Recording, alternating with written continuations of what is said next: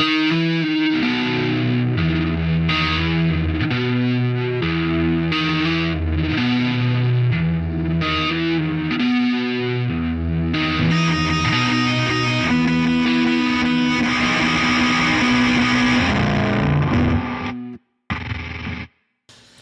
that was anticlimactic and pointless. Your expectations have been subverted. That means it's deep. No, that means it's bad writing.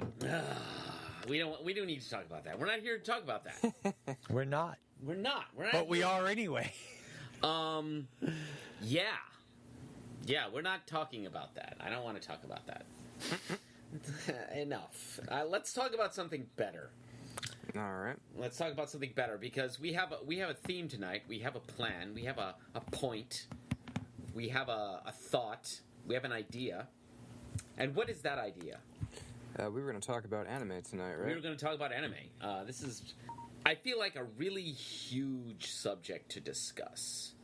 Yeah. No. I mean, this is we're biting off a lot with this, but yeah. I mean, I think we can do kind of broad strokes overview and talk about some of the greatest hits, so to speak.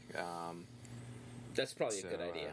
Yeah, I got a bunch of notes that I compiled. I spent some time earlier today sort of researching a bunch of stuff that I kind of already knew, but I wanted to write it down for accuracy's sake. That's good.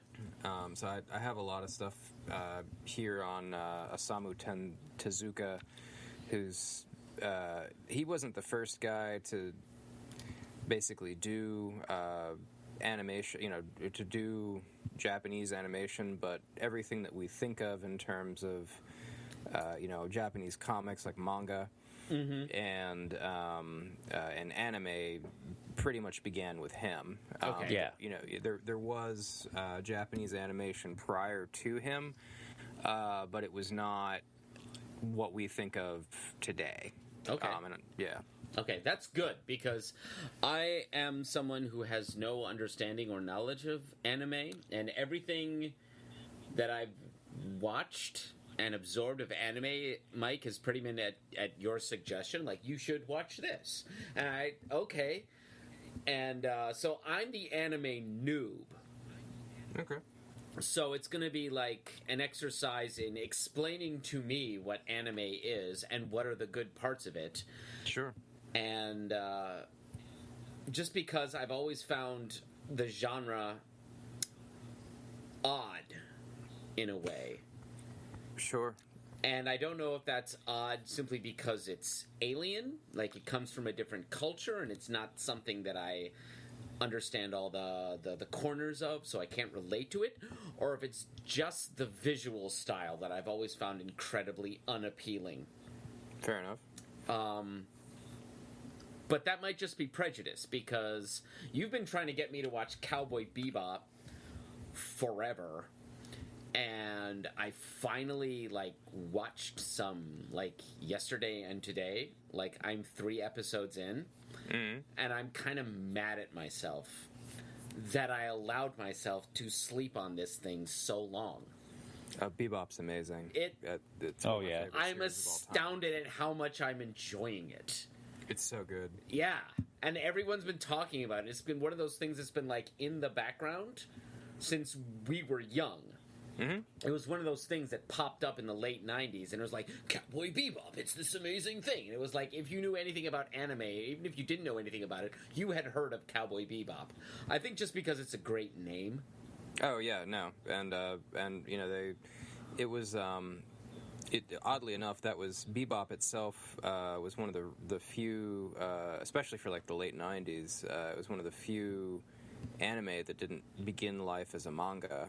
They went and did manga after once the show was running, but it didn't start as a comic. It actually just started as a show, directed by Shinichiro Watanabe. Why do I know that name? Well, he's the director, and he also directed Samurai Champloo, which is another great series. So it's Cowboy Bebop is sort of like, hey, cowboys in space with jazz, right? Yeah. So Samurai Champloo Which is... should not work, but it totally works. No, yeah, the themes actually come together. So Samurai Champloo is basically like, well, what if we had samurai and hip-hop? And it also works really well. I believe it. So yeah, that's another one that comes highly recommended. Yeah, so between that and Akira, and the Netflix Castlevania series, that's pretty much all the anime I've absorbed. Except for like occasional episodes of Dragon Ball Z I watched way back in the day that I did not understand or could not relate to in any way.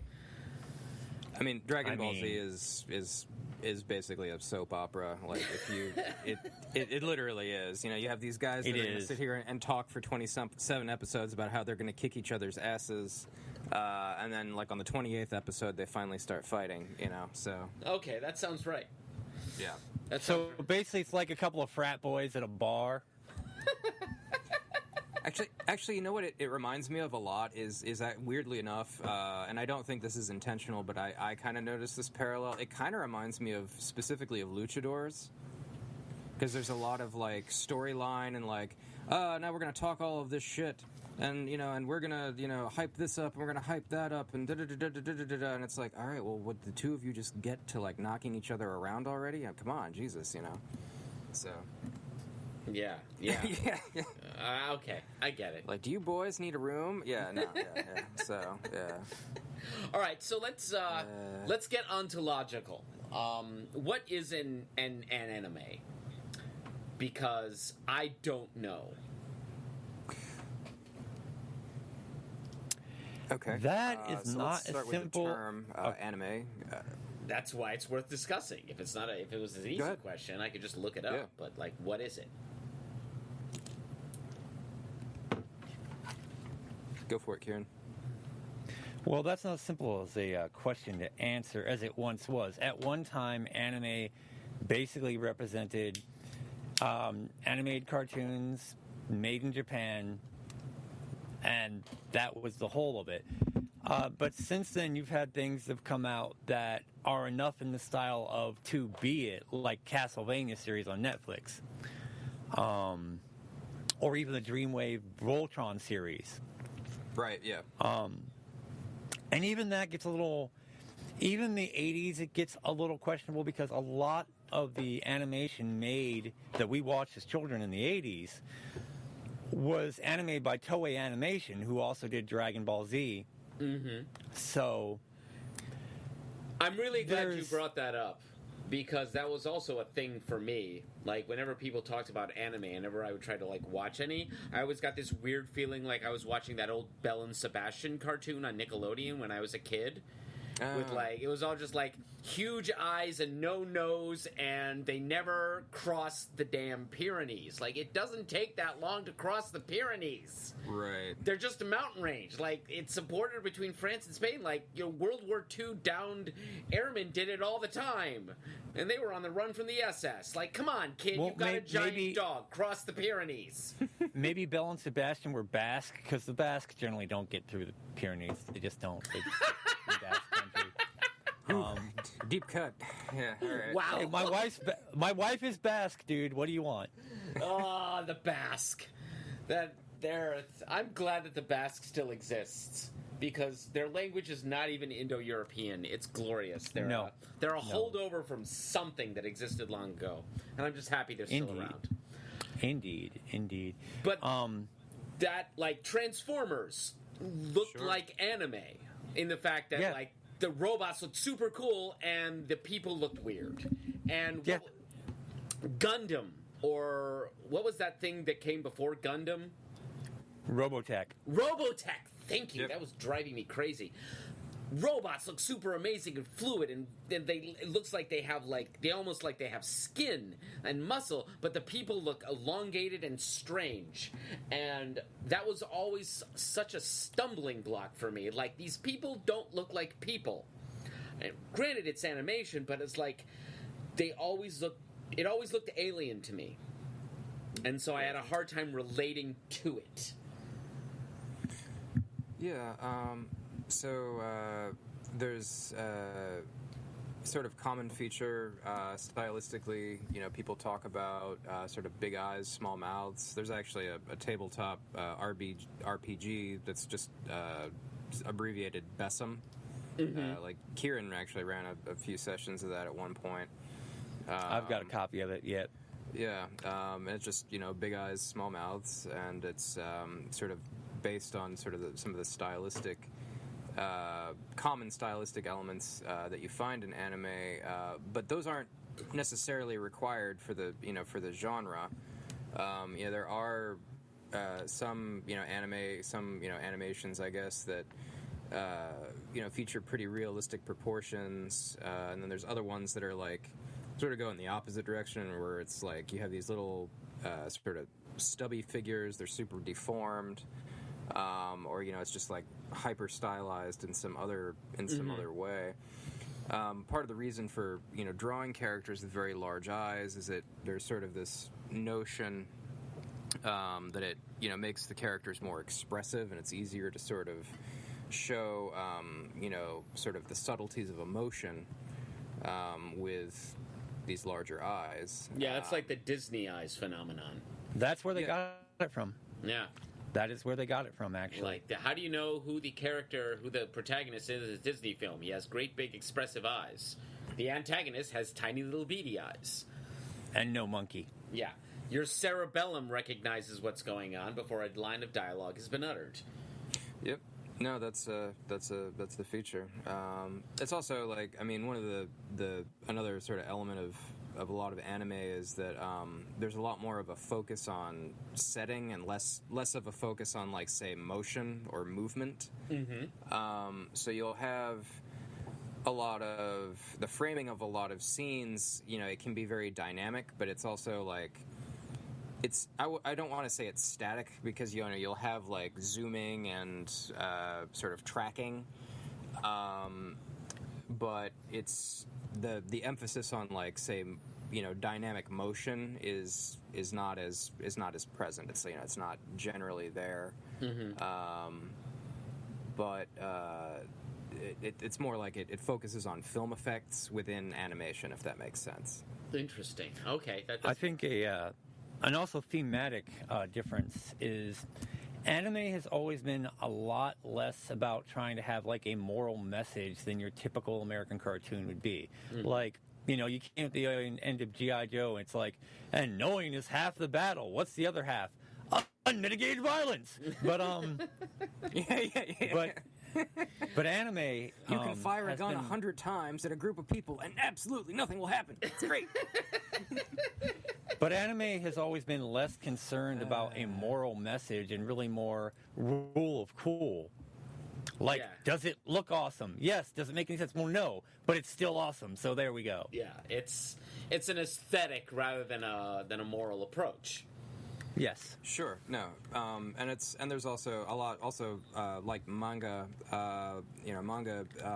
There's a lot of different topics and subjects, and some of it's actually just like literal, slice of life type stories. There's nothing supernatural. It's literally just, here's this, this man, here's this woman, this is their life, sort of moving through the world, and so you have a lot of almost just sort of like, it could be like a drama, it could be, a comedy. Some of it's almost just like I've actually seen a few things that almost bordered on like a docu-series, almost like Life of a Salaryman, or something like that. But and that so that's something that you see in anime that's we don't always get that stuff over here. It's not really, that's not something that necessarily gets exported, but it's definitely part of the part of the genre, part of the milieu. Some stuff that just remains in Japan because it only makes sense in Japan. Right. Yeah, sure. the cultural references are such that it's just not going to make any goddamn sense to us. Also, a thing about anime is that in Japan, it tends to skew older than cartoons here in the West do. That makes sense. Like, your typical, like, even something like, say, Voltron, which was like Go Lion over in Japan, That skewed as old as 16 in Japan.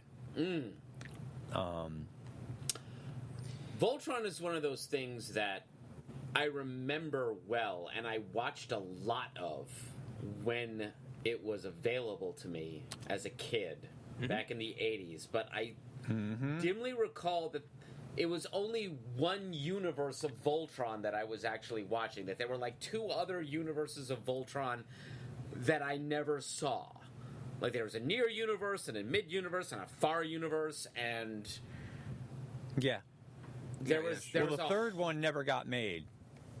Okay. The original animation from Japan was there, but it never got translated over into America. They had a plan for 3 different Voltrons. They only ended up going forward with 2. Okay, that makes sense. Which known as the Lion and Vehicle Voltrons. Yeah, and it was. You also had stuff like what happened with Voltron. This was less true, but say with Robotech, the original Robotech series that we got here in the U.S. Was actually 2 different series stitched together by 3. the 3 later on. Of course. Stitched together by Harmony. Why does that Gold. not surprise me? So if you try to go back and watch the original series as it was in Japan, like I think it's like Macross, right? Yeah, that actually, there's not a lot of differences, except there's actually more death in the American version than in the Japanese. They had to start doing their plot stretching and rewriting the storyline with Southern Cross and Invid Invasion. Those are the 2 they had to make the most edits to. To cram them in to work with Macross. Gotcha. Okay. Yeah, they just had to like stitch it together from like more than one series essentially. But like we started getting Japanese animation in the 60s. Like That's I remember true. in the early 70s I had Speed Racer, Battle for the Planet, Star Blazer, Marine Boy, Kimba the White Lion. That last one did not stand up very well. All of those things except for Speed Racer, I don't remember. Like, I know what Speed Racer is. Yeah, most of those are pretty niche. Not so much Star Blazers and Battle for the Planets. There's also Gotcha Man in Japan. But those other ones, especially like Marine Boy and Kimba the White Lion, yeah, those were real niche. Okay. I know like 3 people that remember Marine Boy. And of my current friends, I think only Mike remembers Kimba the White Lion.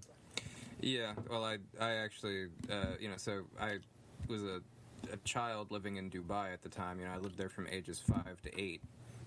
So pretty much any time I could get a cartoon on VHS that was in English, that was great. Yeah.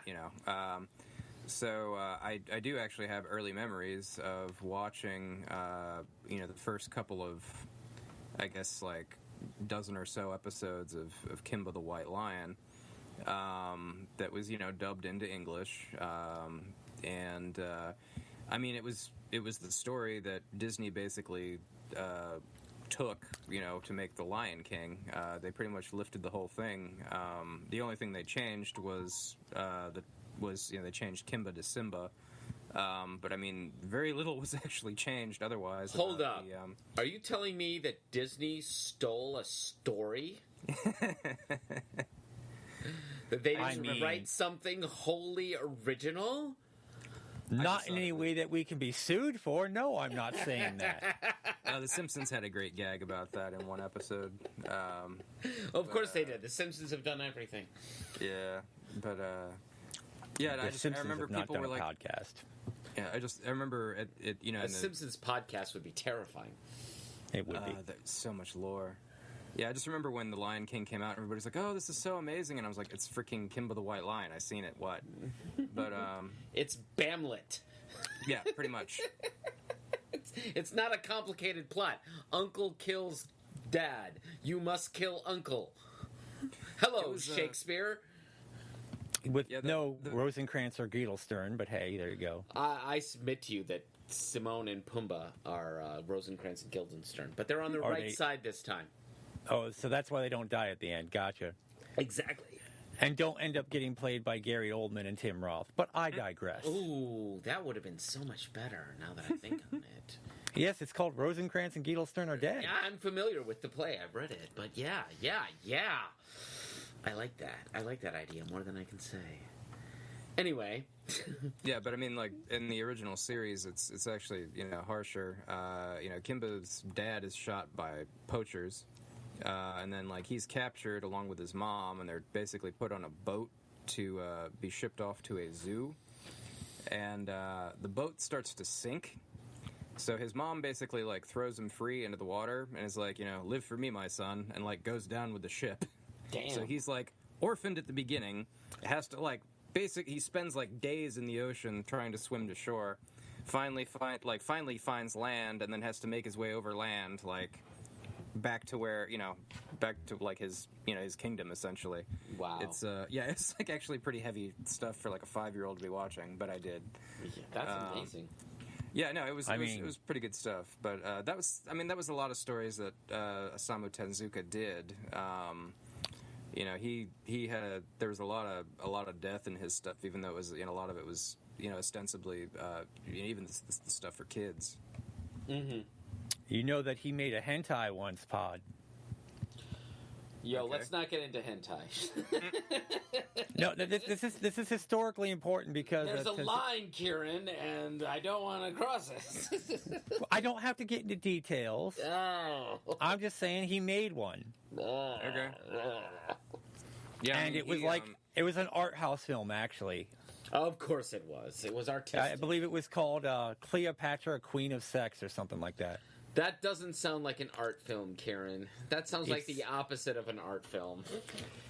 I mean, there's things that happen, but they make it real artsy, dude. It's at best, it's like Skinamax softcore. I mean, it's Again, not art. You're not helping your argument. I didn't say that it was art. I said it was like an art house film. I remember hearing a rumor. I don't know if this was actually true or not, but supposedly, so Tezuka was a teenager when World War II was ending, and he actually allegedly made extra money. Yeah, he allegedly made extra money by basically just drawing pinups for, the GI, for the foreign soldiers that were there. And he was already, like, just a cartoonist and, like, drawing a bunch of stuff. But he supposedly, like, drew some pinups for the foreign soldiers that were there in Japan at the end of the war. Man, that's a hell of a mindset to put in. Can you imagine being a Japanese teenager in 1945 and having lived through all of that? Sure, yeah.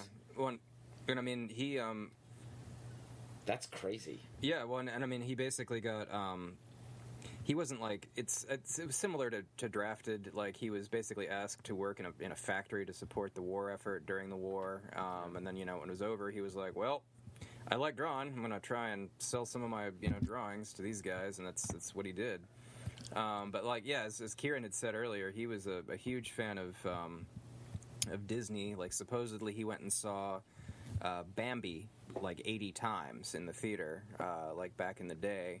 So he was a huge fan of Disney, and he actually got to meet Walt Disney at one point in the 60s, once Tezuka's own career had actually taken off.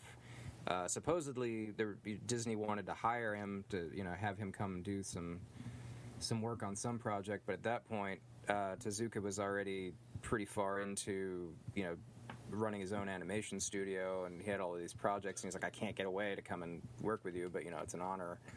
But yeah, his first big manga breakout was in 1947 with a title called New Treasure Island, which he based off of the Stevenson, Robert Louis Stevenson. Yeah, Treasure Island. Treasure Island.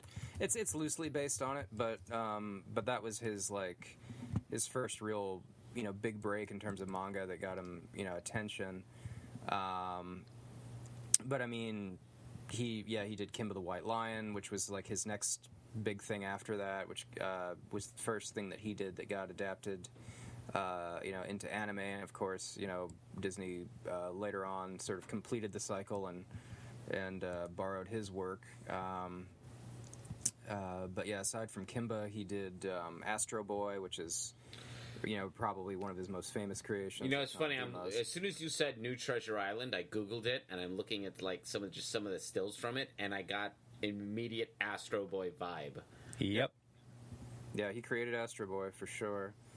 That they began broadcasting the Astro Boy anime in 1963.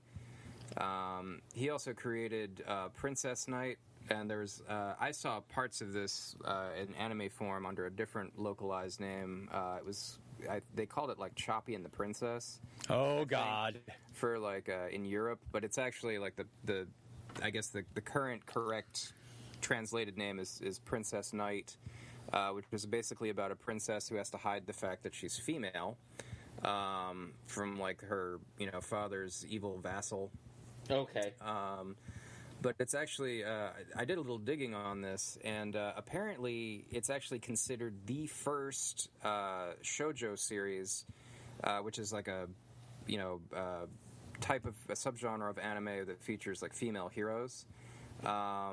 So, I mean, Tezuka essentially created shoujo, which is very interesting. It was also the first manga or anime supposedly to have a female hero. Wow. Yeah. So like, Didn't you find the localization of that of Choppy and the Princess to be terribly frustrating? Oh no, yeah, it was incredibly irritating, and I mean, like, the same was also true for the Kimba the White Lion. Like, I got a couple of like VHSs, I think when I was in college, and I was like, yeah, nostalgia, I'm gonna put this in, and I couldn't make it through. Like, I was there with you. I remember. Yeah. We like got through an episode, and I was like, oh no, we can't. No, this is not aged well. No, we gotta leave. Can't. No, we're leaving. Yeah. So like, we had to like leave the house after that. We were like, no. We went to the local diner and had coffee at that point. It like, no, poisoned your house. It was so bad. No, it was like a fart that just would not dissipate. It was awful. Like, oh god. Like, there was a time and a place for it. Like, it was, and I was apparently 5 years old, and like once I was past the age of 5, it just was not good anymore. All right, so one vibe I've heard from both of you is that anime is definitely connected to the art form of manga, about which I know absolutely nothing, other than you read it backwards. The best way I can describe how manga is different from American comics, and mind you, they make manga about everything, and everyone reads. Manga is for like every age group and social stratus in Japan. There's a manga for everyone. Okay. But in their storytelling, as opposed to most American comics, you have a beginning, a middle, and an end. They're story arcs, and some seem like they're never going to end, but the author has an end in mind. Okay. And ultimately, all manga eventually end. But you can't really generalize manga beyond that. Okay. Yeah, it's basically just Japanese comics. Yeah. It's the simplest way to really describe it, I guess. That's cool. Usually black and white. And a lot of anime is derived from manga. I heard you say that earlier. Yes, absolutely. Mostly, in fact.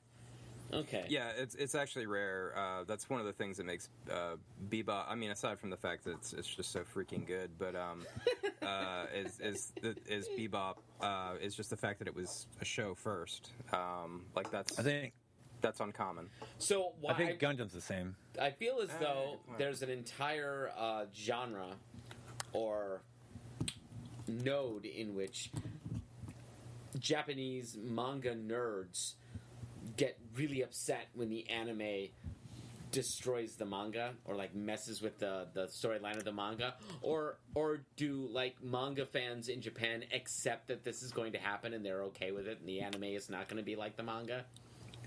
I can't speak to that, but there have been a few series I've read the manga to, and I've seen the anime, and there hasn't been a lot of difference. The only time you get any significant deviation is when the manga's not done, but the animation is ending. Oh, it's like a Game of Thrones situation. Yeah, like Sure, the it first, can be like the that. first Full Metal Alchemist series, because there were two. That's also a great title, Full Metal Alchemist. That's one Is of those. it not?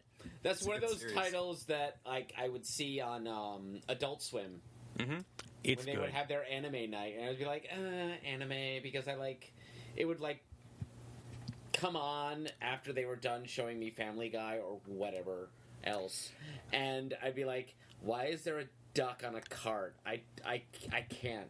Let me, I don't know what this is. And If I might digress for a moment, at least about FMA, that series, because both series, first the original one and then the one more off the manga, can be incredibly goofy and ridiculous and lighthearted, but then tonally shift to some dark, done fucked me up shit quickly, and then keep down that path, and you're like, how much more awful is this going to get? And not awful as in not well written, but I mean just the horrible things going down. right.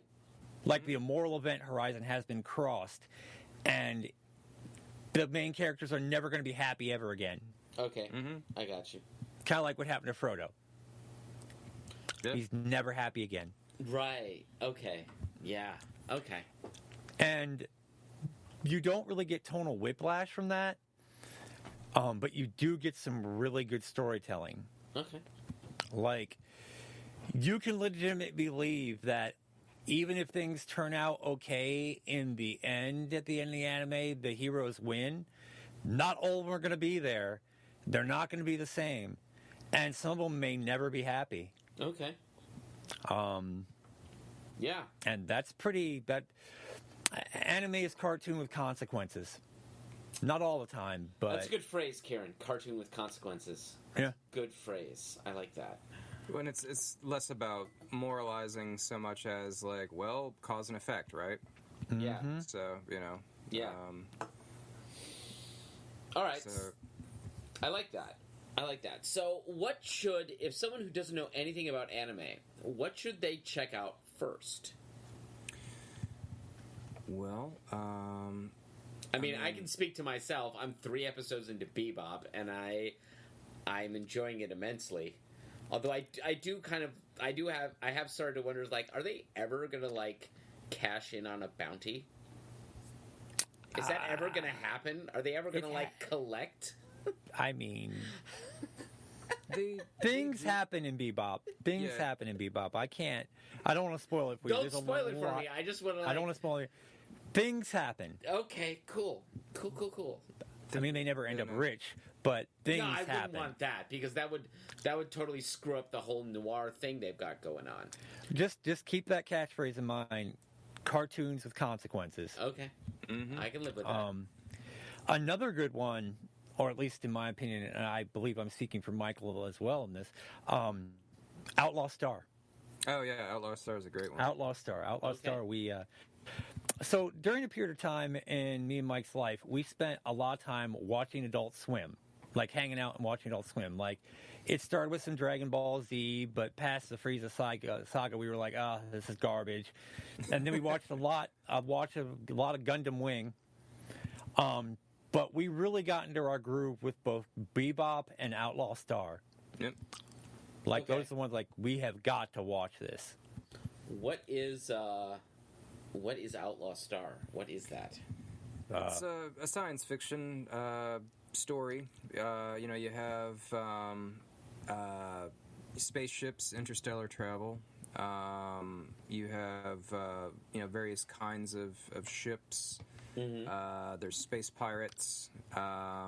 This sounds like Bebop so far. It's very different. And you have space Taoist sorcerers Aha! Yeah, there's trying to find the cosmic ley line. It sounds like Star Wars. Yeah, it's a bit more. Like, you also have different like alien races in Outlaw Star. Okay. Some of the characters are aliens, actually. More of a space opera vibe than a noir vibe is what. Oh yes. Yeah, more of a it's- space opera. Yeah, there's definitely more. It's more, I guess, actiony. I don't know. Yeah. It's hard to. It's more like It's less science fiction. It's less philosophical, I feel, compared to Bebop.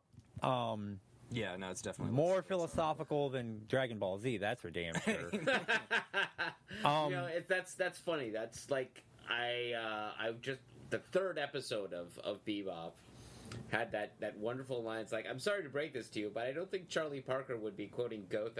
Yeah. And I was just like, how have I not watched this already? I'm mad at myself right now for not watching this already. That's so hilarious. Another real good. This one takes like this is like I wouldn't say esoteric, but it's very much Evangelion. Both the original and the remakes that they've done. That's another one I've heard of. That one will hurt you, man. It is existential dread in an anime package. It's the director essentially working through his childhood trauma. Okay. And putting us through it too. Okay. Which he continued a little bit of this trend into FLCL, also known as Fooly Cooly. That's a good one. That is a good one as well. So that's just another basically about adolescence. Yeah. Yeah. One of the things about Evangelion is it's essentially a deconstruction of the giant robot genre. In a lot of ways. The pilot does not want to be piloting the mecha at all. Mm-hmm. He does not want to be in it, does not want to do it, wants no part of it, but is doing so to gain his father's acceptance. Okay. And that's just part of it. Basically, everyone in Evangelion has daddy issues. Everyone. Yeah, that's accurate, yeah. Okay. Yeah, it is not your standard lighthearted fare, that's for damn sure. Okay. No, it is not. I would not say it is lighthearted at all. Now, if you want a good war story, Gundam's always a good one. I would not recommend Wing necessarily for that, and definitely not G Gundam. A good one, I think, to start with, if you're not into Gundam, you've never seen it, and you just kind of want to get a feel for it, Gundam 00. Okay. Gundam 00. It deals with some topical concepts that we have modern times, but it is a war story. It's got child soldiers, religious fanatics. It's worth a watch. It's worth a watch. Okay. It's not just giant robots doing cool shit in space. There is that, but that's not the whole of it. That's been the best part of Bebop so far. Not the best part, but the action scenes, and they always manage to sneak in one action scene per episode, if not more than one. Is the animation of it is wonderful and wonderfully real. And fluid. Yeah, and I don't get that Dragon Ball Z vibe where I don't know what I'm looking at. The background doesn't suddenly become red for no reason and hyper focused on some dude's head. It's just like, no, here's two guys having a fight. Here's two spaceships shooting machine guns at each other. I understand what I'm looking at and why I'm seeing it. Bebop is a higher quality. Yeah, well, and that was also one of the first anime series to actually make good use of CG, but it's actually so well integrated into the animation that you don't often pick up on it. Okay. Yeah. The Swordfish Spike's ship is largely CG. Is that right? Uh-huh. Yep. That is cool. You can see this, like, I can usually spot the CG whenever they're going through a gate. But or like the gate sequences, but that's not. Are those circle things that are in space, throughout space? Are they called gates? It's basically how they travel faster than light. I love those things. I love that they just appear, and I love the fact that they haven't so far explained them or how they work. And I was like, watching the episodes that I've seen and saying, I really hope they never explain this. I don't know that they ever do. I don't want this to ever be explained. You kind of get some of the background of like what happened, and you do find out that they were built by humans, like by people. But like a lot of the stuff with them is not. You kind of have to basically go look at a wiki to find out more about. Like I'm not sure. That's not something I'm ever gonna do. Yeah. Right. Yeah. I don't think you're ever given like an in story total sort of breakdown of what happened with the gates. I don't think that actually happens. Bebop's more show, not tell. That's very true. How it should be, especially for this kind of story, which is basically just a series of noir episodes. Mm-hmm. Like it's half a western and half a noir, and I'm not sure which side it's coming down on because you've got, and that's really right there in the title. Yeah. Yeah, so it's like... I feel like it straddles both genres, like, all the way to the end, honestly. Like, I feel like it's pretty evenly weighted between the two the whole time. You are going to want to get a box of Kleenex for continued viewing, because it is going to get you in the fucking feels, dude. Bebop will hit you in the heart a couple places, man. In a good way. Okay. But... it's going to make you feel some things. Is that opening sequence in the first episode ever going to be explained? I don't need it to be. Like that thing they do before the first credit sequence, where just like you just see somebody's feet and there's a puddle and there's a rose. Yeah. Oh, yes. Is that going to be explained? I feel yes. like if I just put that aside for a minute, that's gonna pay off somewhere. I just don't know where. It will. Okay, cool. One of the themes of this is not actually spoiling anything. One of the themes with that show is the difficulty of people sort of getting away from their pasts. Yeah. All right, that makes sense. One of the themes is the difficulty of moving on, essentially, and that's all I'll say about that. All right. Yeah. That's enough to not be a spoiler, I think. I also really like the opening credits because it looks like the opening credits to Archer, and I feel as though Archer totally ripped off Cowboy Bebop. Did. They did. They did. And I'm so glad to have recognized that. It's like a little piece fell into place. I was like, because I love Archer. Oh, Archer's great. Yeah, sure.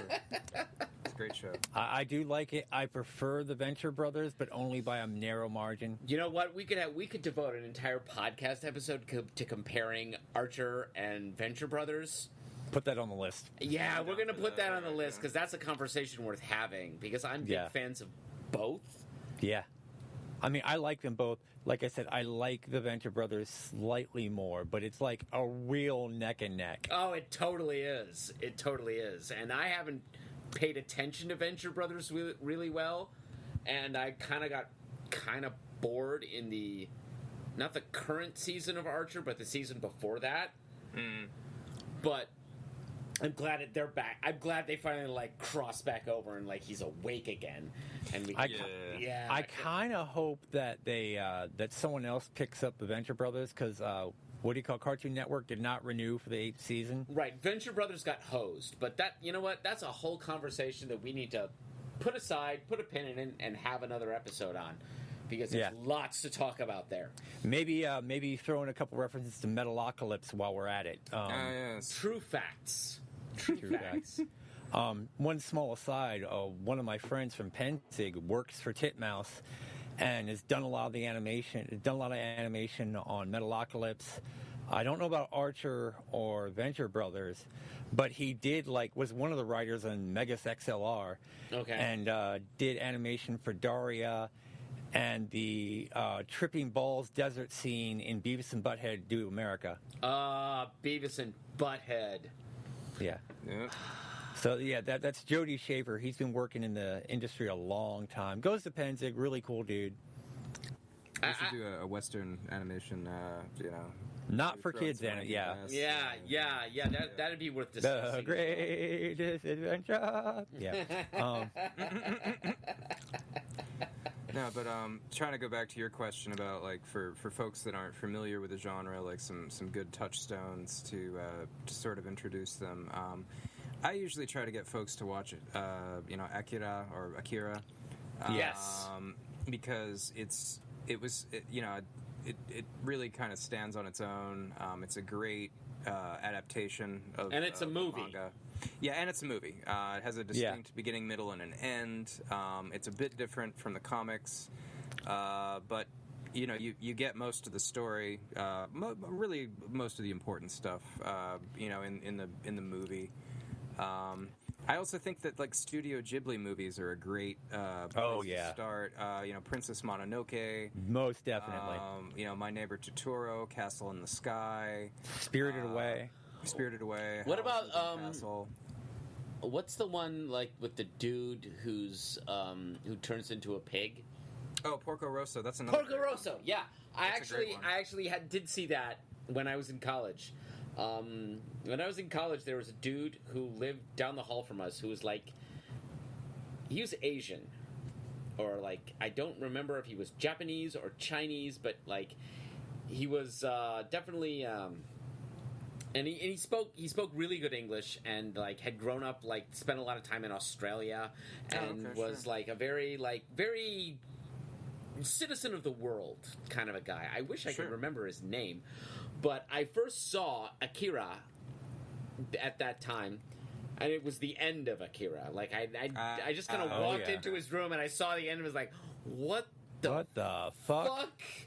What am I looking at? I don't like this. This makes me sad. I'm gonna go back down the hall and I'm gonna be fine there. There's liquor there, and I don't like what you just showed me, weird guy. That doesn't make me drunk at all. No. I encountered Akira, I believe I was 16, and they didn't have any subtitles or dubs or nothing, so I watched that shit in the raw Japanese. And except for a couple of minor details in it, I largely got what the story was. Yeah, that's... like, it's really good visual storytelling. That's a good point about Akira, actually, because I recently rewatched it. I watched the whole thing. I watched it dubbed, I think, because I don't care. They did a good job with the dub, too. They did a really good job with the dubbing on Bebop. Yeah, like, I'm watching it on Hulu, and I have the option of watching it subbed or dubbed. And I started watching it dubbed, subbed. No, god damn it. The voice actor for Spike Spiegel is really good. What's his name again? Really good. Like, it sounds really real. Like, if I didn't know otherwise, I would assume that this was the way it was originally made. So the dubbed version of Bebop is really quite good.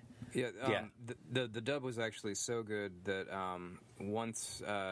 So a lot of the time what'll happen is, you'll have something that airs in Japan, and then eventually it gets brought over. If it gets brought over here and marketed, they'll do a dub, and then the Japanese fans are usually actually pretty curious about what the series sounds like in English. Mm-hmm. But the voice acting was so good in English that nobody in Japan actually watches it in Japanese anymore, or very few people do. It's sort of considered like the official language of the actual series. Like it was actually that good. That doesn't happen often. That's kind of fitting. But anyway, Akira, I think I watched the sub version. It was also on Hulu, and I liked it. It was trippy. It was strange. I was kind of prepared for the ending of it because I remember having seen it before. I was like, all right, this is going to be messed up and weird, so just, watch it. For the love of God, do not let your children watch it. Oh, no. And I remember thinking, okay, yeah, I like the story that's being told here. It's very strange. It has a particular aesthetic to it. It has a particular vibe to it. And I was still dealing with that reality I described earlier. Well, this looks alien to me. It doesn't look like something that I'm used to seeing, but I'm okay with it because I'm interested in the story that's being told here. And I can't escape the vibe that on some level, this is trying to communicate with me. Yeah. And keep in mind, Akira was done back in the 80s, man. Yes. Like, that's... And I will never forget the opening motorcycle fight. That was such a great motorcycle fight. And the music accompanying it. Yeah. And that Akira is really good for its music as well. Yeah, Yeah. I mean, just the production value overall was through the ceiling. It's a fantastic film. A more recent film by a completely different auteur that I would recommend. That's also kind of brain breaker and actually not in quite the same way, but I feel like it's similar enough. Is Paprika. Okay. Or Perfect Blue. Or Perfect Blue. I don't know. I think Paprika's a little more accessible. Like Perfect Blue is a little, I don't know. It's kind of like brutal for brutality's sake, whereas Paprika's more of a head. Same guy though. Yeah, it is the same guy. Yeah. Okay. Same creator. He did one more movie I can think of that I can't remember the name of it. Tokyo Godfathers, about the homeless. Those, yeah, Yes. That's supposed to be. I haven't seen it, but I've was seen his first bits of one. it. Oh, that was his first one, because that one was, Yeah. from what I saw, really good, really good. But I've only seen bits and pieces of it. But what I've seen, it looked real good. If you like Cowboy Bebop, you might also enjoy Big O. Okay. Big O is. Help me out here, Mike. It's definitely science fiction. It involves, giant robots, but there's sort of an unreliable. I don't want to say narrator so much as everything is not as it seems essentially. Okay. What we can tell you is the reason behind this, because it's introduced in the first episode, so this is not a spoiler, is they live in a world where everyone's memories only go back so far. Interesting. Yeah. Like, the world has had like a global amnesia event. That sounds kind of like Akira, or like vaguely connected to Akira. Because in Akira, there's that thing that happens, and it's not really fully explained until you get to the end. Yeah. The singularity of the The yeah, singularity. yeah. Yeah. Yep. Yeah, no, I'd say thematically in some elements you have that. Big O is a weird one because it didn't do so great in Japan, but it did so well here in the States that Cartoon Network put out some money to have a second season made. Oh, wow. So they were able to finish the story. That's interesting. It is a weird story, though. There's a lot of... I'd like to say it's heavily influenced by German Expressionism. Oh yeah, that's a good point. Oh, It is, good. That very much sounds so. that sounds pleasant. Heavily influenced by German Expressionism. Yay. Same voice actor of the protagonist does Spike Spiegel's voice. Yeah, Oh, okay. same voice actor. Same Okay, voice that's actor. cool. Roger Smith, that's the protagonist's name. Yeah. Yes. All right, so we're like these are like the accessible things that like people who are noobs should like check out first. Is what I mean, yeah, if you're not looking for something popcorn.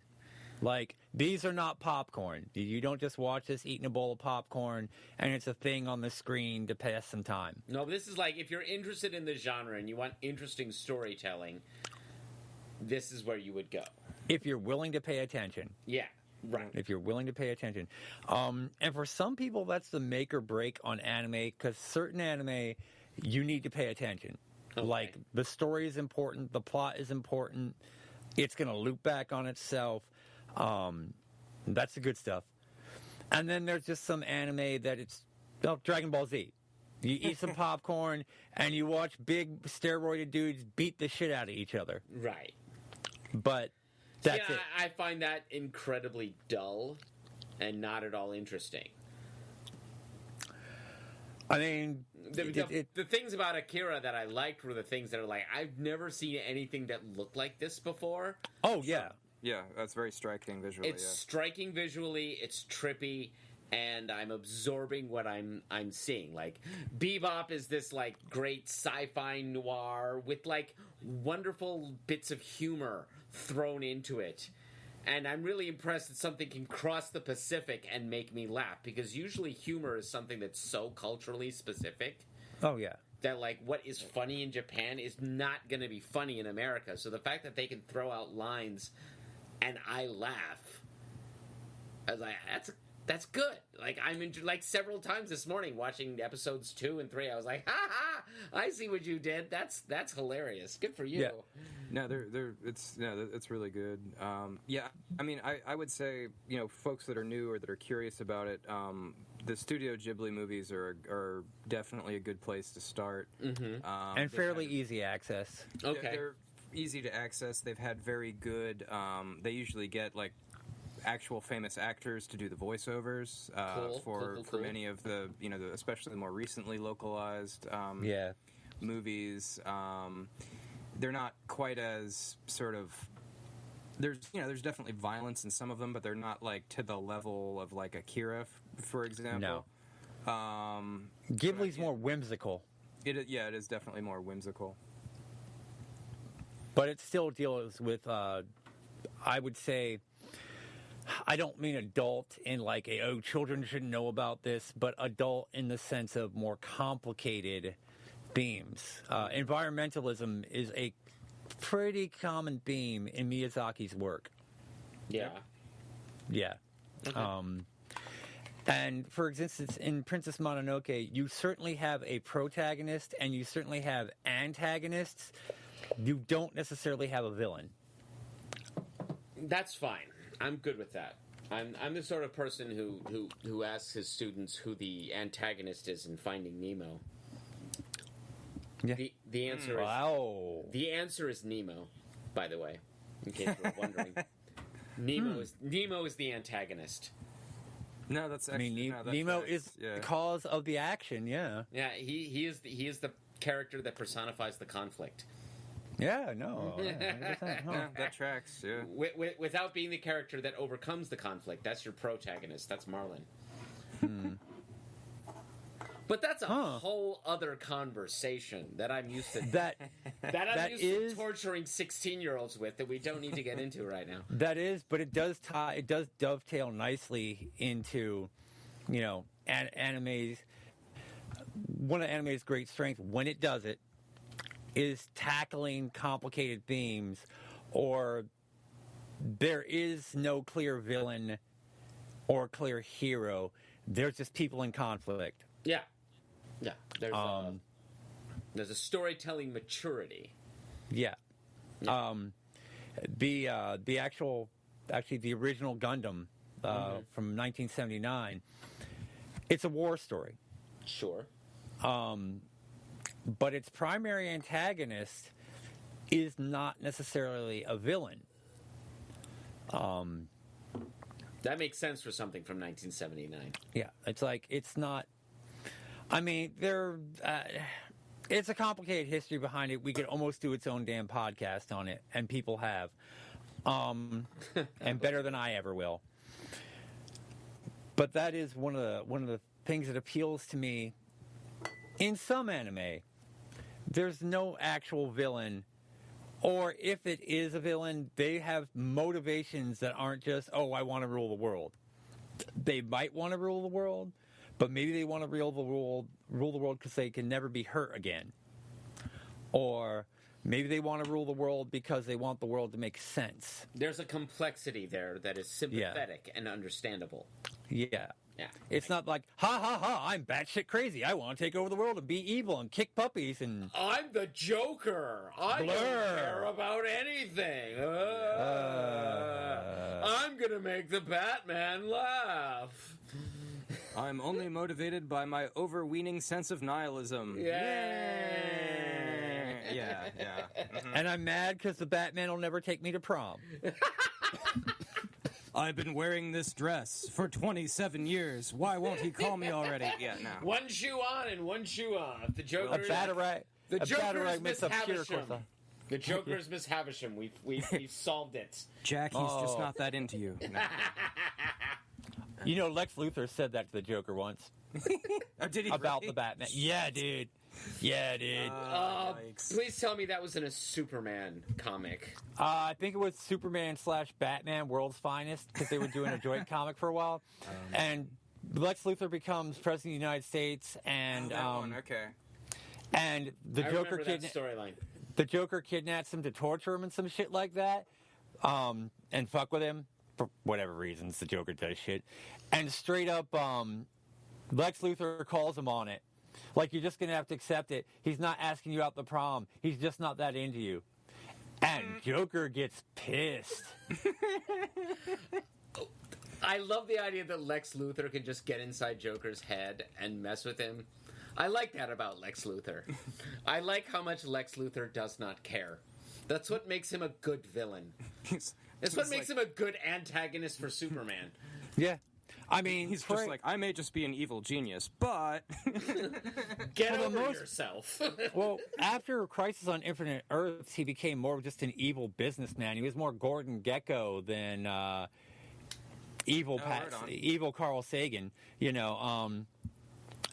And in some modern interpretations of him, he's really just more worried because Superman is this all-powerful alien that answers to no one. That's the whole Red Sun dynamic. yeah. Yeah. In which Lex Luthor almost becomes the good guy. Yeah. He's basically like, we've got this unchained demigod just kind of running around doing whatever the hell he wants. Like, Is are you all everyone comfortable just with that? we're all just okay with this? Like, why? Yeah. I mean, and that's really good storytelling in comics. It makes it more complicated and not just, oh, well, he's the villain. But we get that very rarely in cartoons here in the West. Like, now, So what I'm hearing is that Lex Luthor needs to square off against Batman because that would be epic.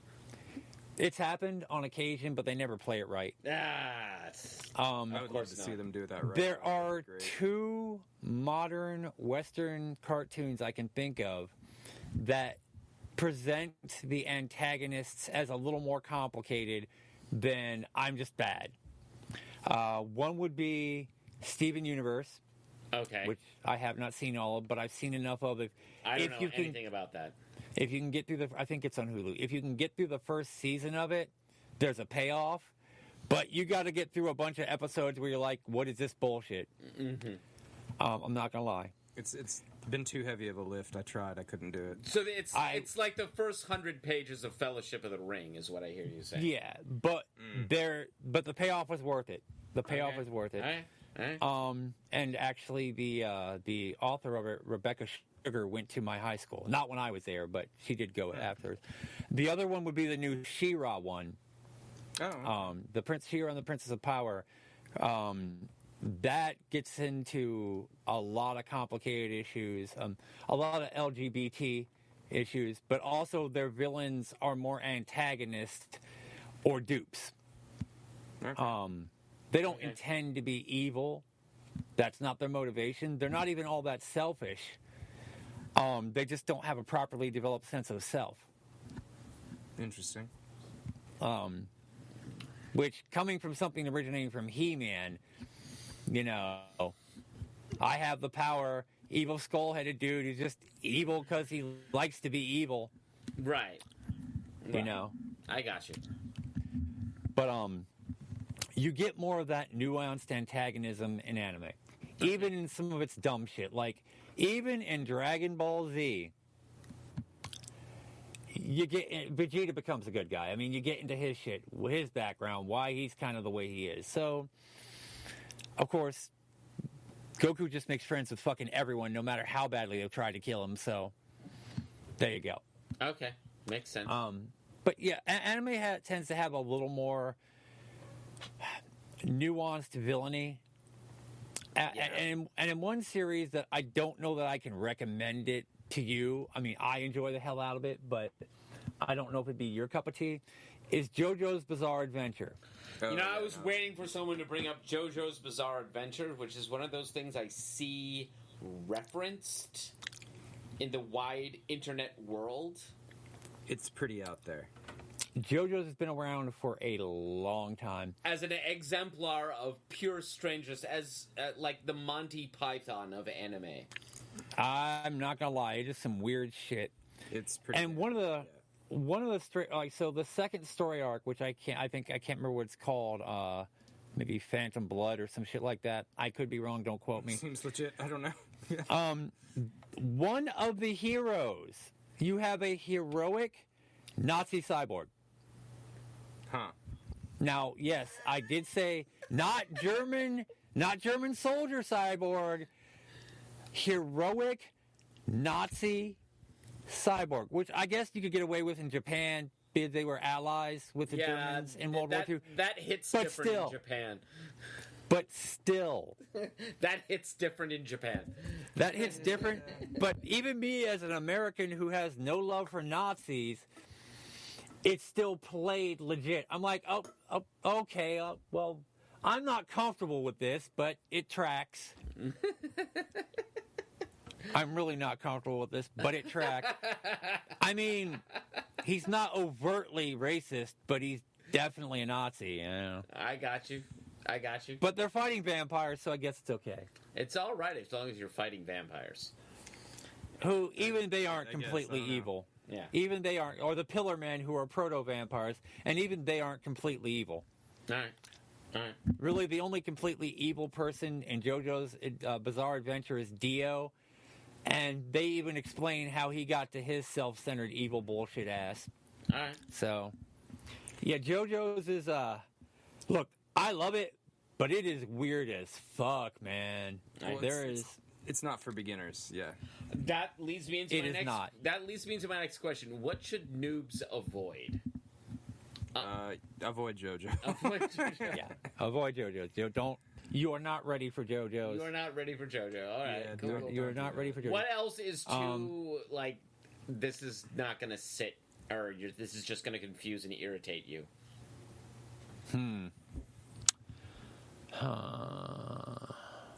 I would actually say for newcomers, if you're brand new to anime, do not start with Evangelion.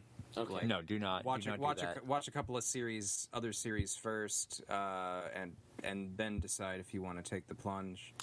I would Absolutely also do. say don't do perfect. I would say don't do Perfect Blue to start out, or No. or Serial Experiments Lane to start No. out. Don't do that. Don't do that at all. I mean, do eventually watch it, but don't do that at that point in your viewing. Shit, what was I thinking? Now, see, Psychopaths is actually pretty good. Something, if you want something bombastic and ridiculous, but fun as well. Tenga Toppan Girl Lagan. It is over the top giant robot lunacy. One more time. Tenga Toppa Gurren Lagann. Okay. It is balls to the wall insane, but beautiful. Okay. It's a Studio Trigger. They've been doing a lot of stuff. One anime I would suggest avoiding entirely. I watched all of it, and the payoff wasn't worth it. Is Darling in the Franxx. Do not watch Darling in the Franxx. Okay. I had wondered about that. I don't know what that is. Don't do it. It's another mecha, like The anime. payoff sucks. The ultimate payoff sucks. There's too many tonal shifts. It zigs and zags in ways that just you're like, the fuck even am I doing here? Yeah. Okay. Okay. I respect that. I'm trying to think. What's the one that's pretty fucking complicated that I wouldn't recommend for an amateur?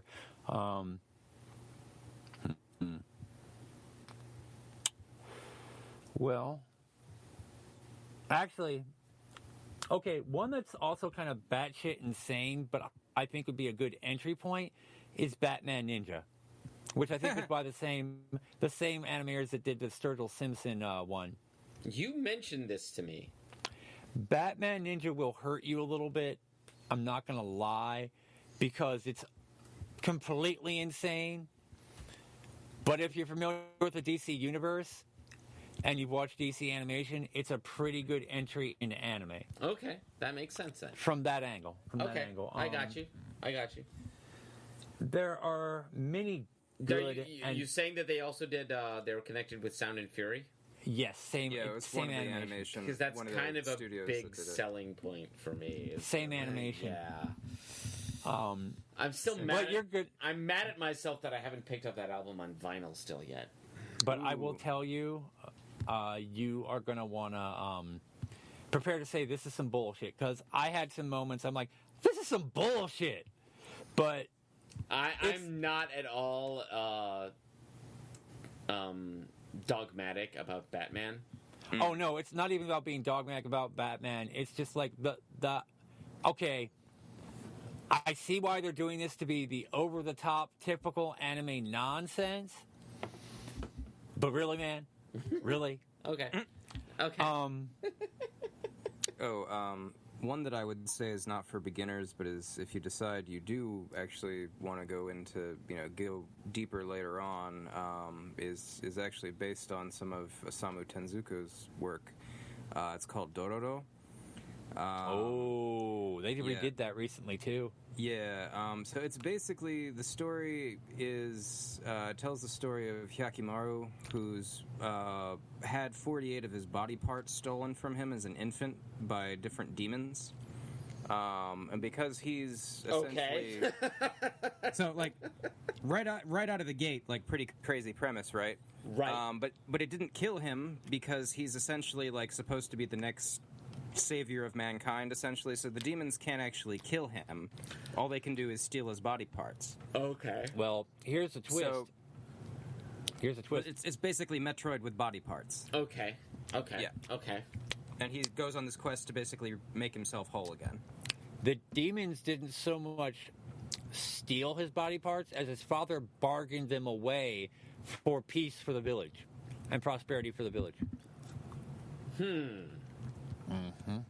But he has this prosthetic body that's he has this prosthetic body that has all of these weapons hidden inside of it that was basically crafted for him, by this old man who essentially finds him and raises him.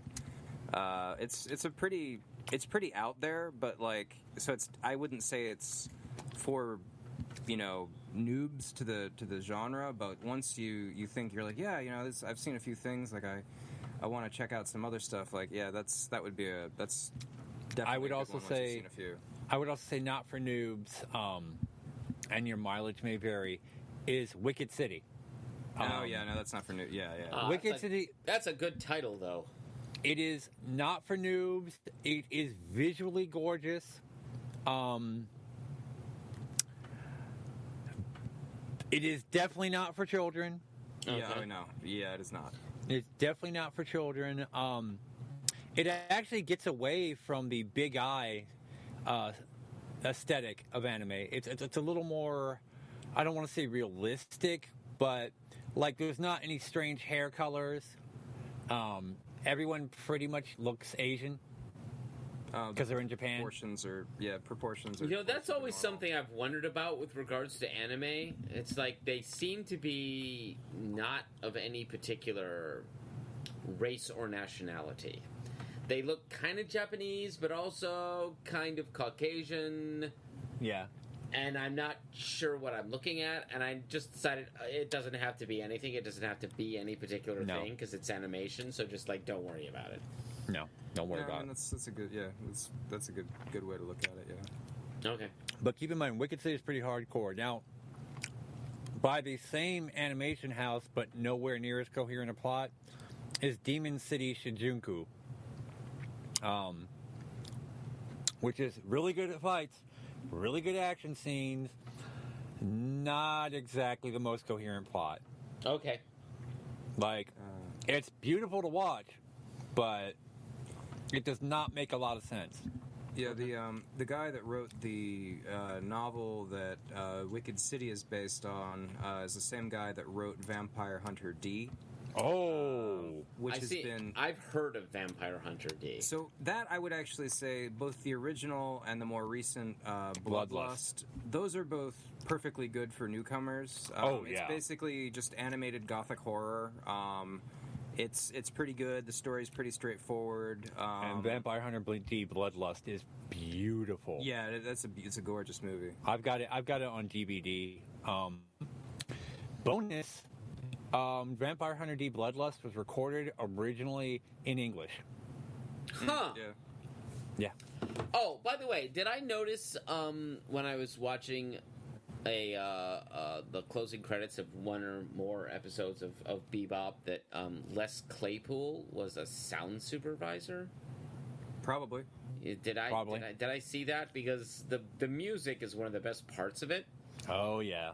I mean, it is bebop. Like, there's straight up bebop jazz that they throw in for every fight scene, and I thought it would be like a ridiculous gimmick that I would hate, but no, I'm completely about it. And Oh no, they're Mike has throwing the in soundtrack. They're throwing I in don't see- like yeah. Delta blues as well, and it just it is No, it's sumptuous. It's fantastic. It hits. Soundtrack. I've got several of the soundtracks, and it's fantastic. Yeah. I saw a during COVID quarantine cover of the Real Folk Blues, done by a bunch of different artists all around the world. I was sitting there it- listening to the closing credits, and they were playing that song, and they sang calling the Real Folk Blues, and they sang one line that was in English, and it was like something about a muddy water, and I was like, what Oh, you yeah. did there? Yeah. I see it. Yeah. What's that, Yoko Kano? Yeah. Ryoko Kannon. Yeah. Yeah, yeah. Muddy water. Ah ha ha ha ha. Yeah. Yep. Yeah, they know their sources. Yeah, that's a beautiful one. All right, I have another question. Question. And this is maybe a way harder question for you guys to answer, but I'm going to throw it out there. Why does it look like that? Visually, why do the people in anime look like that?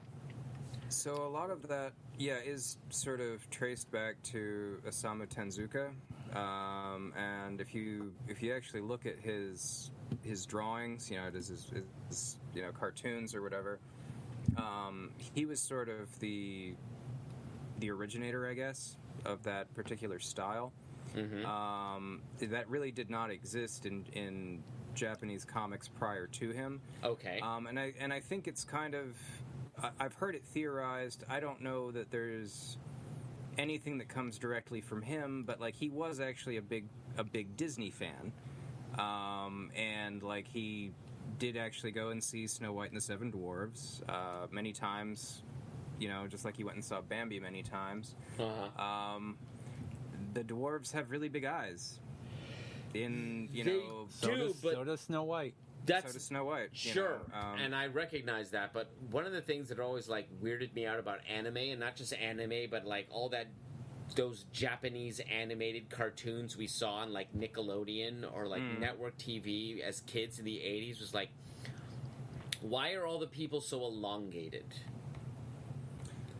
You know what I'm talking about? I think it's just like, I think it's just stylistic. I mean, it just depends on what style of animation. I mean, there's a lot of like. I might be able to answer that. Okay, go ahead. Hit me. All right. Now, mind you, this is from a secondhand anecdotal source, but I was watching this thing with this guy who lived over in Japan, an American, and he taught. Japan has culturally, and actually I've heard this from a few sources, so it's probably true. Japan is really prejudiced against weight. Like, being fat in Japan is no bueno. Like, Unless you're not, a sumo wrestler.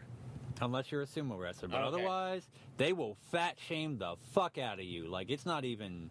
Wow. Like, if you're European or American, they aren't really up your ass about it because they don't hold you to their same aesthetic standards. You're not Japanese, so it doesn't matter. Right. Exactly. But in Who Japan... cares what the gaijin are doing? And I'm not saying, like, this is every Japanese person, obviously, but the cultural trend... We're speaking in the aggregate. In the aggregate, they be thin, tall. Well, good luck with them on that tall shit. But that thin, tall Wow. aesthetic. What? I'm not lying, okay? I'm not lying. I would go over there and I would never see anyone face to face ever, okay? I'm just putting it out there. That was amazing. Hey, Anyway, look, man. Continue. But I think that tall, willowy, or at least that slim aesthetic, that's where you get that. Is where you get that elongated body type. Whereas I would think in the States, were more of kind of a chubbier, rounder look because it's more cherubistic and more childlike, and therefore cuter, and therefore appeals more to us. I would guess. I'm not right, and expert also here. because Western animation is it's for kids. Right. You don't even get a whole lot of bulky dudes in anime, with the exception of like JoJo's and Fist of the North Star, where you get these giant cut motherfuckers. Though you do get giant cut motherfuckers as villains or antagonists in anime, generally. I feel like that means something, but I'm not 100% certain what it means. Yeah. Oh, yeah. Dragon Ball Z has a lot of cut sons of bitches too. I was just gonna say, like, they tend to like squeeze the muscles out and go full Schwarzenegger on people in Dragon Ball Z, but I haven't seen enough Dragon Ball Z to be able to like make that claim. No, you're not wrong. Is it true that if you've seen one episode of Dragon Ball Z, you've seen every episode of Dragon Ball Z? Is that an accurate statement? Except for their slice of life episodes, but their combat episodes, pretty much. Okay, fair. Different villains, same fight. Okay. But it really wasn't like that till you got to the Frieza series, and then that's just where the established, we're going to scream for 5,000 years, and then we'll fight. Or, this planet's going to blow up in 5 episodes, 6 half-hour episodes later. However, I did hear a fan theory on that, and where it's established that both Goku and Frieza move so fast fighting that you can't see them, and this is established in the series, that what we're seeing, it taking like 10 hours, is because from their perspective and how fast they're moving, they've slowed it down. Oh, okay. And that their actual fight took under 5 minutes, but for us to actually see it and enjoy it, they had to slow it down to, It anime bends time is what I just heard you say. What I said is people coming up with some reason for some bullshit. Fan theories. It is bouncing the graviton particle beam off the main deflector dish. That's the way we do things, lad. We're making shit up as we wish. Fan theories. Apologies to Voltaire. Aurelio Voltaire, mind you. Voltaire requires no apologies. But, yeah, no, that would probably explain the slim-bodiedness. All right, and then the giant eyes we don't need to go into too much. Expression. The expressionism is intense, but I've learned to like understand that this is part of the element of it. Like, I don't know, just one of the episodes of Bebop, like I was watching this guy's pupil dance around his eyeball while he's like hearing a noise inside the suitcase he's carrying, and it's like he's here, and now the eyeball's here, and there's a level of emotional intensity that I've learned to pick up on, which as a child I just would have found strange and off-putting, grotesque. Now the explanation of hair color, I think that ties into, and I'd have to research this better, but my overall theory on it from observation in the media is it plays more into personality types, and color associated with it, or it's supposed to make a person stand out, because otherwise the art's, in a lot of anime, the art's so same, but if you don't have different hair color, you're not going to be able to tell one character model from another. You need to be able. Spike has to have green hair so we can see him while he's beating the snot out of like 12 guys at once. I feel that Bebop has some pretty distinctive character designs. Like, there is no danger of mistaking anyone in the main cast for one another, or even the people they interact with. That's very true. Okay, fair. That's fair. They're pretty. But again, Bebop's a high water mark. It's a high bar. Like, it is not a low bar to compare anime to. Has it been surpassed since? Because we're talking about something that came out of the early 90s. Oh, no, not the early 90s, yeah, late 90s. Yeah. I don't know about surpassed. Certainly Samurai Champloo was a pretty good follow-up, not as good as Bebop.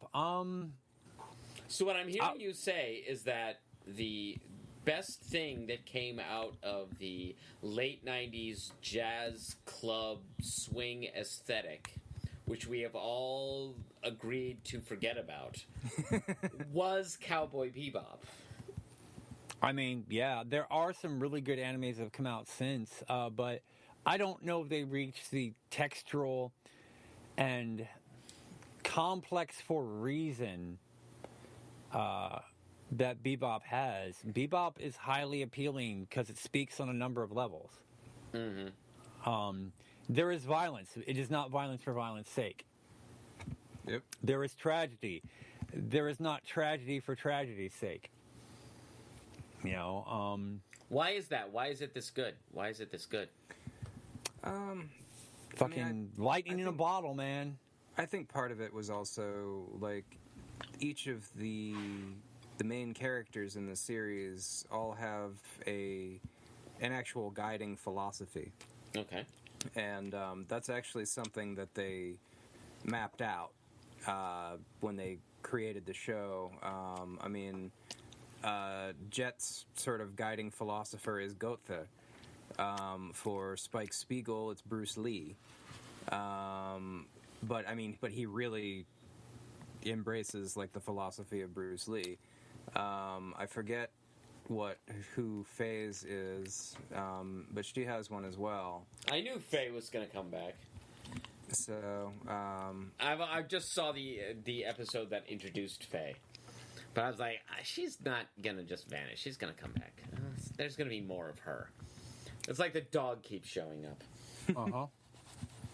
So I think like they set out to explore these sort of philosophical existential concepts within the anime, and each of these characters is sort of having their own life and their own sort of trials and tribulations, and they have their own sort of guiding principles as they sort of try to, make their way through life, essentially. Mm-hmm.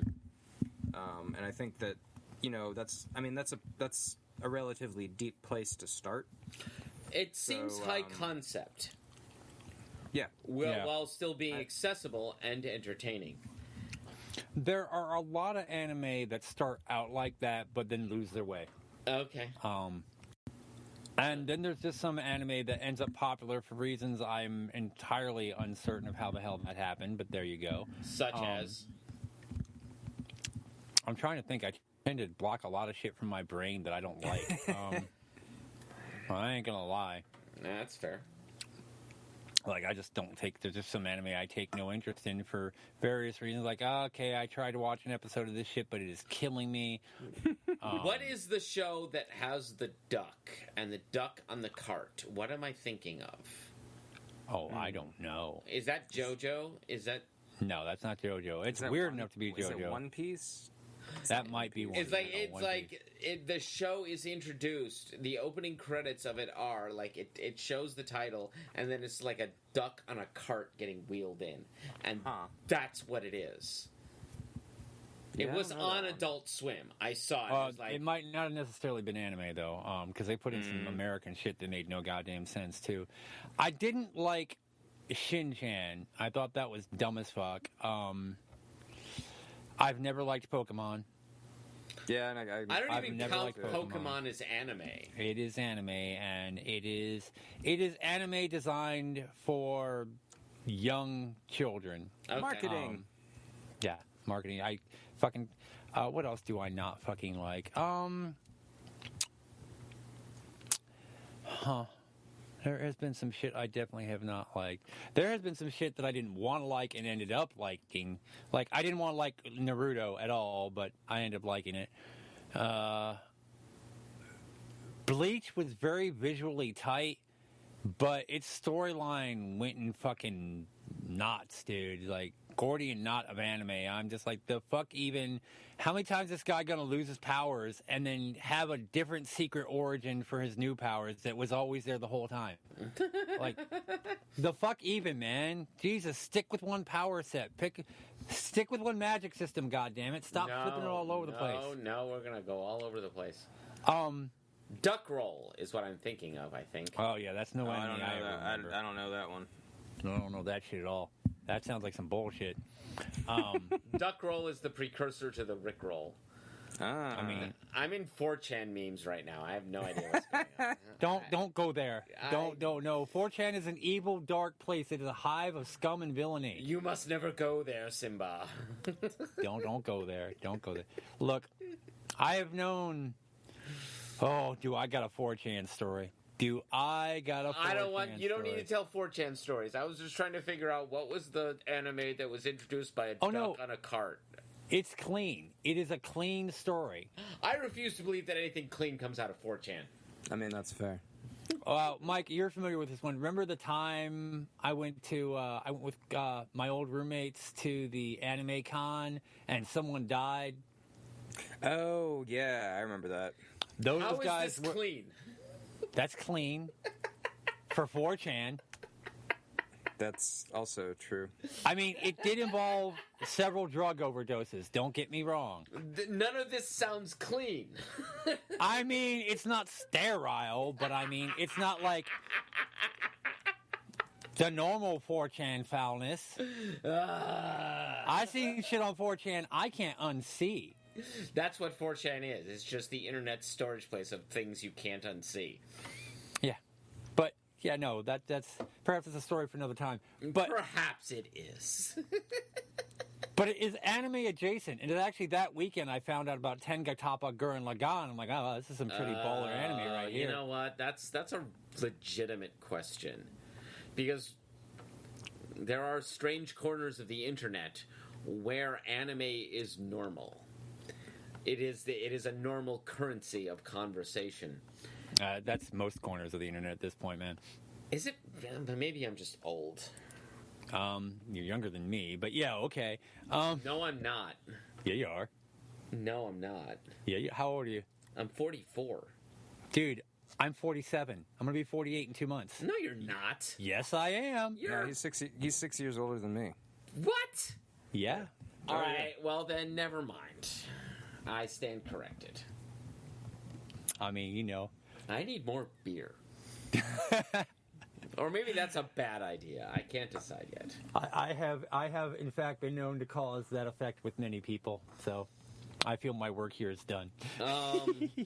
Wow. I don't know where we are right now. We were at the cesspit of anime. I believe we'd gotten to Where Shouldn't You Go? Where shouldn't you go? And I asked a question that led us into the depths of 4chan, and we're just going to ignore that question and just move on. We are. Because I don't need to know that bad. No, there is, outside of your obvious exploitive anime, and some of that's not even that bad, you just have some things built on a dumb ass premise, man. Just like, this is stupid. This is just straight stupid. There's no way of not making this stupid. Also, not really into that brother-sister romance anime. That's just weird. Like, dude, that's your sister. Yeah, that's not really okay with that. Yeah, that seems no. That's a pretty damn common theme in some cases. It's a common trope, yeah.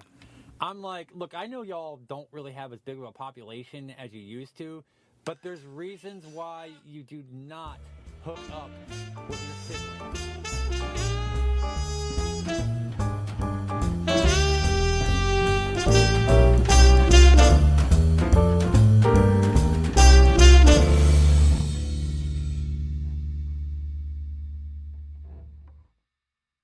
Is this the most no one that looks like awkward you. and uncomfortable tangent that we've gotten off on in this entire series of podcasts? Very possible. I'm just saying. We that may want to excise this on Should we stop now?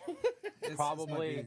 Might be for the best. Let's quit while we're at it. Probably. Perhaps this would be a good time to instead talk about the recent issue of Unnamed Journal that we just put out. Let's do that. Let's do that, yeah. Yeah. Because this is kind of a wild and semi-experimental issue. Kieran, you did a full cover for us, based on an idea that I kind of just threw out, like, let's shoot the bunny. Yeah. It's something I watched because I was sitting there watching Netflix's stupid and futile gesture. And that was a cover of National Lampoon. Buy this magazine or we shoot the dog. And I was like, that's a great idea. Let's do that, but make it an even more adorable animal that everyone loves. And then I had to go and water ship down in its ass. And that looked great. No, Yeah. it's good. I liked it. Yeah, it looked great. I wanted to have a rabbit in clear distress, like. Yeah. And rabbits are very easy to go into a state of clear distress. Let me tell you. They're incredibly easy creatures to terrify. They're just basic. They're just giant prey animals Yeah, for your household pets. yeah. I mean, Like cats and Your cats and your dogs. adorable kitty will murder The fuck out of a bunny. murder a bunny and not even think twice about it. And your loving Labrador, loving Labrador is snacking down on that bunny. Oh, well, he will just eat that bunny. Yeah, he is snacking down on that. That is just. Rabbits are unfortunate prey animal pets because they're big and they're fluffy and they're adorable, more so than rats or mice or gerbils. But rabbits are also very fucking tasty. I've had rabbit and it is really good. Hassenpfeffer's good, man. I mean, Yeah. I can't get mad at our predatory pets for like, nah, man, I'm snacking down on some rabbit. That shit is good. You're not supposed to like try to solely subsist on rabbit because it doesn't have enough nutrition for a human. No. Yeah. I mean, You even- have to eat other animals. Yeah, you gotta put it in a stew. Yeah. So that was a cool cover. You did a from the artist for us. You I did. did. You I did. did. You Art wrote the director. intro, and that was Yep. good. That felt like some first edition stuff, like the stuff we were writing early on. We were just making things up.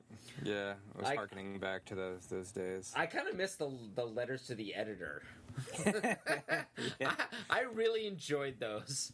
We kind of got rid of them after we got into the second Volume. Yeah. second volume, but that was an amusing feature. No, that was fun. Yeah, I was channeling my inner just Yeah, and that's exactly the right vibe for the Unnamed Journal introductory material. That's what we've always done. Is like, why are we doing this? We're above this. Nose in air. I felt the content of I feel the overall content of that issue is pretty good too. Yeah, it's kind of wide ranging. I definitely liked the Ghost Raid story that you did, Mike. Thanks. That was good. It was. good. Yeah, I write that. I mentioned that because I'm working on a Western right now as we speak. And it's something that I started doing, a character that I kind of created, because, like, as I said in, like, a couple of podcast episodes ago, I've always loved Westerns and really, like, enjoyed old school, like, John Wayne Westerns when I was, like, a young, like, the teenage version of me. So I'd, like, the first time I tried to write a novel, I was 14, and I'm, like, trying to write this Western thing, and I've never read any of this stuff, so I'm just, like, making stuff up wildly, and I created this character. And as soon as I got like 3 or 4 chapters in, I was like, I have no idea what I'm doing. This isn't gonna work. That's a lot more self-aware than most 13 or 14-year-olds. Right. I didn't want to end up with like the Eye of Argon, so I kind of put it aside. But it always kind of like sat in the back of my mind as like the character was kind of cool, so like I could bring it back into something, and I kind of I'm working on something that's like it's almost finished. It's a novella. It's called Death Riding, this is the first time I've officially announced this anywhere. But I should finish the final chapter sometime this month, and then publish it sometime this year once I edit it. It's never appeared in UJ in any form because I've gone back and forth on whether I even wanted to finish it, and I think I almost shelved it at one point because it was like really dark. But I got to a point where it's like, I'm almost done. Yeah, no, that's great. Do it. Yeah. So, how did I get here? So I really liked your Ghost Raid story because my story also deals with like the natives, which is also something that like doesn't get mentioned in a lot of Western stories. Like they're there but not there, or they're gone now and we're not talking about it anymore. And that's always been like a vibe I've picked up. Except for, like, the 7th Cavalry trilogy, Sure. where it's, like, right under your nose. Sure. Well, an interesting side story about the Katakuri one that you did. So That is a series that we just have to keep doing. here's the funny thing. So Xander was reading me something from a cat's point of view about, you must do this to your master. And I'm like, did she get a hold of a copy of the Katakuri? I don't recall ever showing her that. And she had a book that she had gotten from my aunt's place called The Silent Meow. Uh-oh. Wow. And was done back, I guess, in the 50s or 40s, some really old book. And she's reading me this, and I'm like, and I forgot, I really thought she was reading the Katakuri to me. Oh, wow. It wasn't like exactly, tonally, it was like very familiar. Mike, this might be a good opportunity to explain to some people what Katakuri is based on. Yeah, so I basically, there's a book that's sort of like, it's called the Hachikuri, which is sort of like a courtly etiquette book of sorts for, samurai. So I just thought it would be funny to, it's also like a lot of the quotes from the Hachikuri are sort of permeated throughout the Jim Jarmusch movie, Ghost Dog. Mm-hmm. So I thought, like, we have these aphorisms, that are coming out of the Hachikuri, so I was like, well, maybe I could just do the Katakuri, and it's, Instead of samurai, it's cats. Yeah, cats, they're being overlords at their serfs, at the people that, feed them and clean up after them, so I thought it was an amusing premise. Yeah. Me and Xander were thinking of lending you a copy of The Silent Meow, so you could look at it and be like, wow, this is, because it's funny. Yeah, stuff. no, I've like never heard of it. That would be amazing. I'd love that. Yeah, you should definitely make that happen, because the whole concept of the Katakuri is great. If you've ever owned a cat or had a cat in your house, that's basically what you're dealing with. It's a tiny little furry feudal lord. Tyrant. Yeah, a little tiny tyrant. A little tiny tyrant. Now, what was that one? It was your second story in it, Andrew. The one with the yogurt. Oh, yes. Ailman Blues. Ailman Blues. I liked that. It was very strange. I was not too sure. The payoff was great, but I'm like, I'm not entirely sure if what's going on here, and I feel getting a very strong Douglas Adams vibe here. You said Douglas Adams. I kind of started that with okay, it's like a script, right? Like scene interior, and that's like every shift of thing, and it's like I'm telling a story and showing the bones. Right. Like sometimes I just stop. Like here's dialogue. Here's all the dialogue. Like as a screenplay.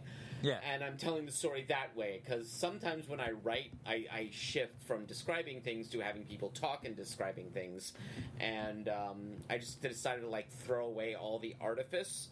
And get down to the bones.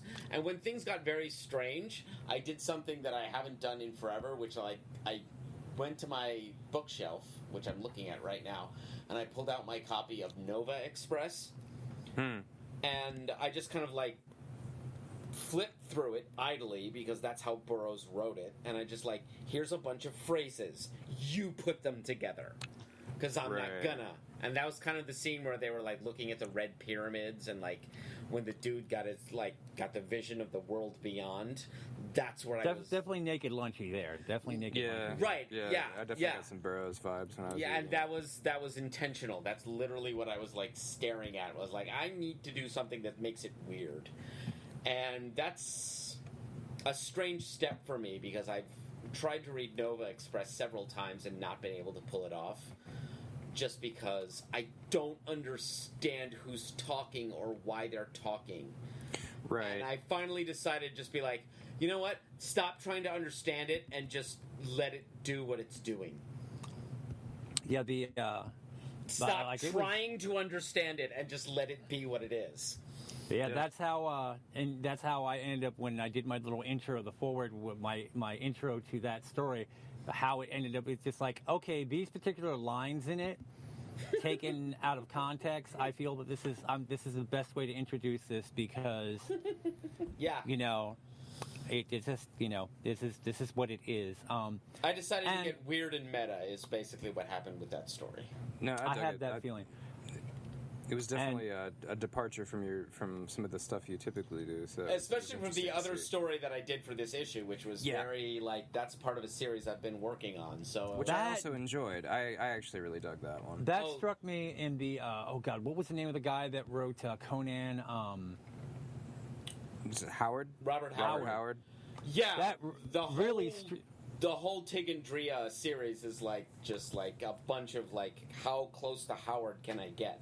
That came across great because that struck me very much in the milieu of Conan. I'm like, how can I describe this? I'm like, well, it's That's intentional. Yeah, that's what I was. High adventure. Yeah. high adventures on the high seas of a place that does not exist. Sword and sorcery, blood and thunder. That's the whole vibe. It's pure pulp. It was like playing. Yeah. It was like playing a first edition D&D game. It was. Yes. It was glorious. It was back in the day. Back in the day. That's another series I need to do something with, and I kind of wonder, because I haven't necessarily read all of our issues. That's an anthology I need to put together. I definitely have put the covers together. Because I did the singles collection with the express purpose of excluding all the things that were series. Yeah. So we need to have a Katakuri collection out at some point. Yeah, no, I'd like to do that. Yeah, Unnamed Journal presents the Katakuri. And there needs to be Tig and Drea. There needs to be Drunk Vampire Hunter. Yep. And one or two other things. Or Shallow and Pedantic presents. Yeah. Yeah. To do that. Shallow and Pedantic presents the Katakuri. Tig and Drea. I had to teach my spell checker that's built into the program a lot on that one. Like learn this word, learn this word, learn this word. Oh my God, just learn this word. Yeah, I'm sorry about that. Don't worry about it. I just see it as part of what I do when I go through it to get me maybe last minute, like, okay, that's a minor typo. I can fix that. That happens. Like I don't go looking for that kind of thing, but if I catch it, I do. Okay. And it's rare that I ever do. But my spell check loves to throw shit at me. Like, I'm like, oh, come on. Because I do a pre-flight before I export it, and unfortunately it counts spell checking as part of the pre-flight. Oh, okay. Which I'm like, I don't care about none of that. Just give me what I'm looking for, damn it. Yeah. Well, the issue looks great, and yeah, I thought it came out great, and it's wonderfully expansive. There was lots of stuff that, like, this was like the end of our 6th volume, and it felt very fresh and experimental, and like, yeah, we're working on some things that we haven't done before, but it's also like it felt very creative. Yeah, and I thought it was a pretty widespread, which I liked. It's nice to sort of have variety in there. It is. It's essential. So and I was able to put everything on Amazon as we were putting it on the other places, the Patreon and the Gumroad. Thank you again for doing that. Yeah, and also we've got that gorgeous PDF with the neat visuals that you put in there, Kieran, and we've also I also created an EPUB to go with it. Yeah, So that's when you buy it on Gumroad, you get both. I've got an idea to. Nice. As I improve in my craft, because I've never been that strong of an illustrator, I hope to at one point either I myself maybe add illustrations, maybe one per story or something like that in, or get someone else to put an illustration in there. I feel like we definitely need artwork. Yeah, I hope to improve it that way. Like I've been trying to artistically improve our visual presentation as we've gone on. Mm-hmm. And I think I've certainly succeeded in that, but I don't feel like resting on my laurels on that either. Yeah, no, you should never rest on your laurels. Because the Unnamed Journal is perhaps one of the entirety of Shallow and Pedantic really is really one of the more satisfying creative outlets I have. I would have to agree with you there. It's one of my most favorite things to do as well. Yeah, it's just like... No, I enjoy it. It's good. It's good. I interviewed. Yeah, that was really the point. Is like we need an outlet. We need to create things, and I'm always surprised by the things that I can create. So yeah, me too. No, it's one of those things where I'm like, oh, I did actually write that. It's good. It's good. You know. Yeah. You ever? Am I the only one that reads over his old stuff and was like, yeah, I liked this? Am I the only one that does that? I go don't back and often read my old stuff. Yeah. I do that with my art. Certainly, like, that was really clever. Yeah. But I would point out, Mike, that you kind of have a habit of telling this grandiose, wonderful story, and then I have to remind you. He said, and I'll tell and you'll say, "Oh yeah, I remember that," and I'll look at you like, "Dude, you're the one that did that." Oh yeah. That is true. That has happened. Oh. I shan't go into details. It's unnecessary to the story. But yes, you do epic things and then forget you did them. That's You true. know You know what? that someone did them. You just don't recognize it was you. That is a part of the process. Sometimes, yeah. That's a does part of the happen. process.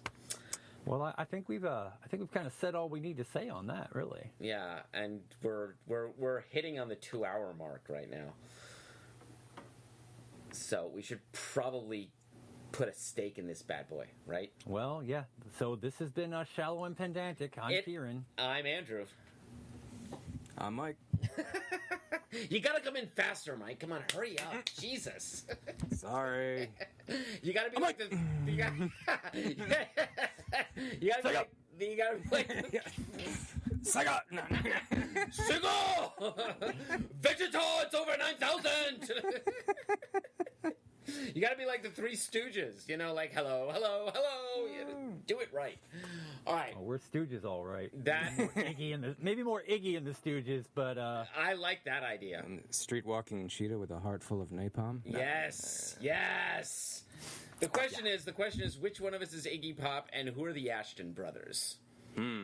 But that's a subject for a whole other podcast. Don't we have